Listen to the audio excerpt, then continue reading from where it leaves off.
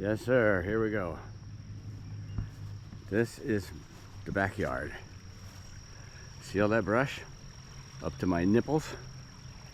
That brush came all the way across, all the way down into there.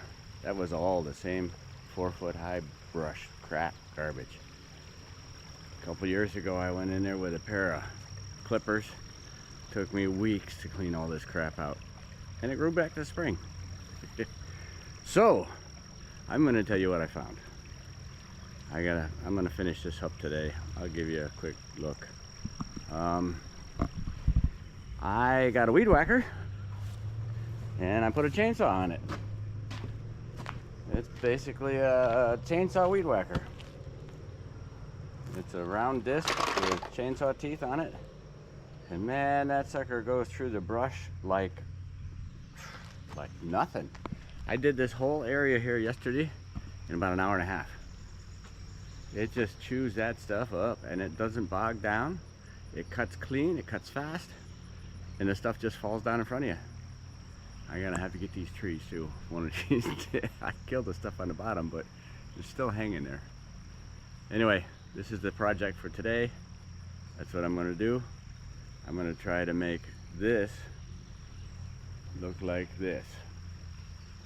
All right, I'm gonna do it.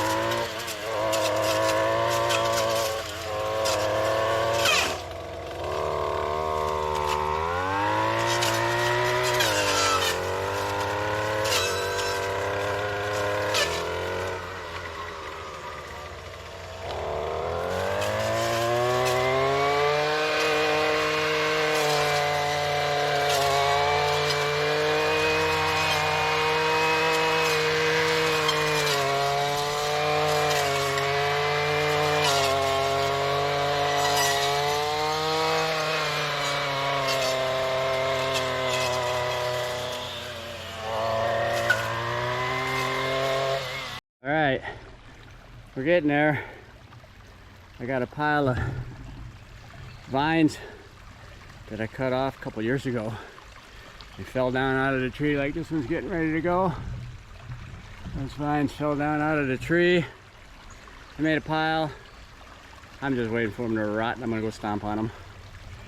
I can't burn them, too close to the trees. And I can't drag them out. Those are Lysteria or whatever they are. Those vines are deadly. They're freaking anacondas of the weed world. I've fallen on my ass 4 or 5 times just walking around, and then things grab my boots.